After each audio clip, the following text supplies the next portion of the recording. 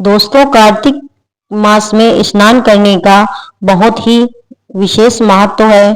जो भी कार्तिक स्नान करता है उस पर भगवान विष्णु की कृपा सदैव बनी रहती है।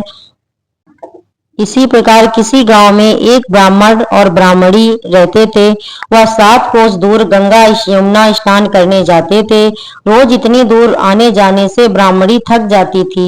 एक दिन ब्राह्मणी कहती है कि कोई बेटा होता तो बहू आ जाती, घर वापस आने पर खाना बनाती तो मिलता मिलता जिससे मुझे खाना नहीं बनाना पड़ता, क्योंकि इतनी दूर से आने में मैं बहुत ही थक जाती हूँ और कपड़े भी धुले हुए तो मिलते। ब्राह्मण कहता कि तूने भली बात कही, चल मैं तेरे लिए आज बहू ला ही देता हूँ।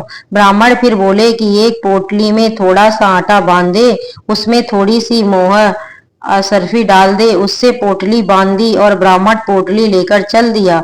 चलते चलते कुछ ही दूर एक गांव में यमुना जी के किनारे बहुत सारी सुंदर लड़कियां अपने घर बनाकर खेल रही थी।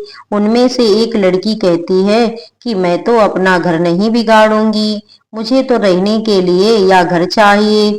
उसकी बात सुनकर ब्राह्मण के मन में बड़ी लड़की छा गई और मन ही मन सोचने लगा कि बहू बनाने के लिए यही लड़की ठीक रहेगी। जब वह लड़की जाने लगी तो ब्राह्मण भी उसके पीछे पीछे चल दिए।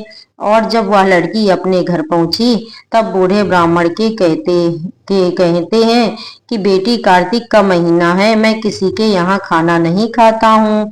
अपनी माँ से पूछो कि मेरा आटा छानकर 4 रोटी बना देगी क्या? यदि वह मेरा आटा छानकर रोटी बनाएगी तभी मैं खाऊंगा।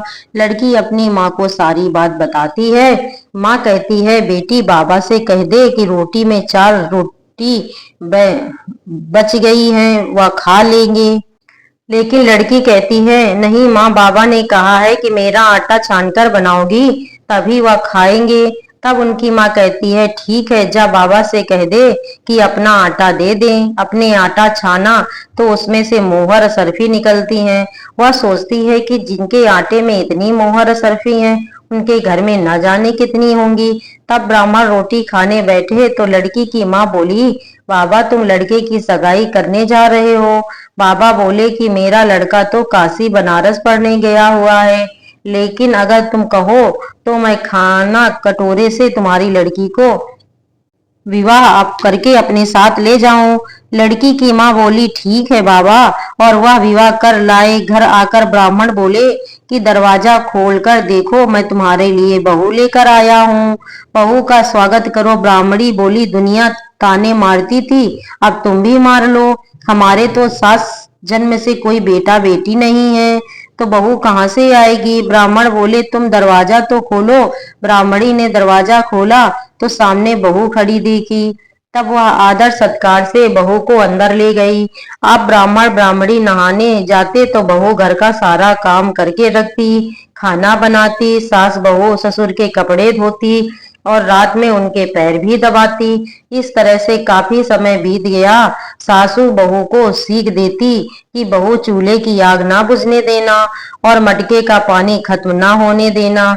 एक दिन चूल्हे की आग बुझ गई। बहू भागी भागी पड़ोसन के घर गई और बोली, मुझे थोड़ी सी आग दे दो, मेरे चूल्हे की आग बुझ गई है। मेरे सास ससुर सुबह 4 बजे से बाहर गए वे हैं और वे थके हारे वापस आएंगे तो मुझे उनके लिए खाना बनाना है। तो पड़ोसन कहती है, अरे तू तो बावली है, तुझे तो यह दोनों मिलकर पागल बना रहे हैं। इनका ना कोई बेटा है और ना ही कोई बेटी है। बहू बोली, नहीं नहीं, आप ऐसे मत बोलो, क्योंकि इनका बेटा तो काशी बनारस पढ़ने गया है।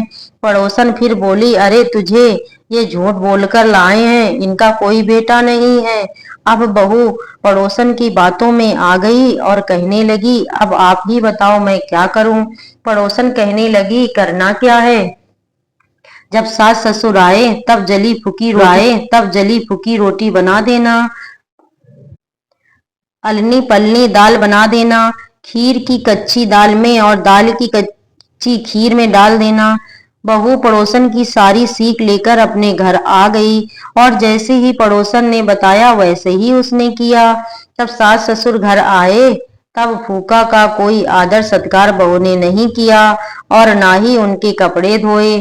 जब सास ससुर को खाना दिया तो सास बोली, बहू या जली फूकी रोटी क्यों है और दाल भी अलग पलग क्यों है? आज यही खवाओगी सासू जी? अगर एक दिन ऐसा खाना खा भी लिया तो तुम्हारा क्या बिगड़ जाएगा? मुझे तो जीवन भर ही अनूठी रहना है। बहू की बातें सुनकर सास बोली कि आज तो बहू ने सच्ची सीख नहीं सीखी। अब बहू फिर से पड़ोसन के घर भागती है और कहती है कि अब आगे बताओ मुझे क्या करना है। पड़ोसन बोली कि अब तुम सातों कोठों की चाबी मांग लेना। अगले दिन जब सास जाने लगी तो बहू अड़ गई कि मुझे तो सातों कोठों की चाबी चाहिए। तो ससुर कहने लगे कि दे दो इसे चाबी, आज नहीं तो कल चाबी इसे ही देनी है। हम आज हैं कल नहीं, इसीलिए चाबी दे दो। साधो तो सास ससुर के जाने के बाद बहू ने कोठे खोलकर देखे तो किसी में अन्न भरा है, किसी में धन भरा है, किसी में बर्तन भरे हैं, सभी में अटूट भंडार भरे पड़े हैं। तब बहू ने सातवां कोठा खोला तो उसमें भगवान शिव, पार्वती जी, गणेश जी, लक्ष्मी जी, पीपल, पथवारी, कार्तिक के ठाकुर, राई दामोदर, तुलसी जी का बड़वा, गंगा यमुना बह रही हैं। 36 करोड़ देवी देवताओं भी विराजमान हैं। वहीं एक लड़का चंदन की चौकी पर बैठा माला जप रहा है। सब देखकर बहू लड़के से बोली, तुम कौन हो? लड़का कहता, मैं तुम्हारा पति हूँ। दरवाजा बंद कर दो, जब मेरे माँ बाप आएंगे तब खोलना। सारा नजारा देखकर बहू बहुत खुश हुई और नाचती फिरने लगी। 16 श्रृंगार कर वह सुंदर वस्त्र पहने सो सास ससुर का इंतजार करने लगी। उनके लिए 36 प्रकार के पकवान बनाकर रखे। सास ससुर जब वापस आए तब उन्होंने उनका बहुत आदर सत्कार किया, उनके कपड़े धोए, उनके पैर दबाए। बहू सास के पैर दबाते कहने लगी, माँ जी आप इतनी दूर यात्रा करके गंगा यमुना का स्नान करने जाती हो, थक जाती हो, तो तुम घर में ही स्नान क्यों नहीं करती हो? बहू की बात सुनकर सास ने कहा, बहू भला गंगा यमुना भी घर में बहा करती हैं क्या? बहू बोली, माँ जी कह बहती हैं, चलो मैं आपको दिखाती हूँ। तब बहू ने सातवां कोठा खोलकर दिखाया तो उसमें गणेश जी, लक्ष्मी जी, भगवान शिव जी, पार्वती जी और सभी देवता विराजमान थे और इसके करोड़ों देवी देवता थे। वही तिलक लगाकर चंदन की चौकी पर एक लड़का माला जप रहा है। माँ ने कहा कि तुम कौन हो? तब लड़का बोला, माँ मैं तुम्हारा ही तो बेटा हूँ। तब ब्राह्मणी ने फिर कहा, तुम कहाँ से आए हो? लड़के ने कहा, मुझे कार्तिक देवता ने भेजा है। तब ब्राह्मणी कहती है, बेटा यह दुनिया कैसे जानेगी कि मेरा भी बेटा है?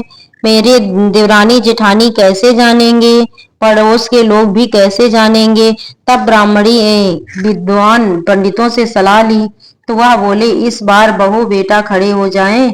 उस पर ब्राह्मणी खड़ी हो जाए। उन्होंने इस प्रकार पंडित जी ने उनको बताया कि ऐसा ऐसा करना। तो ब्राह्मणी ही तो वो इसी प्रकार से सारे कार्य किए जिससे बहू और बेटे का गठजोड़ बन गया।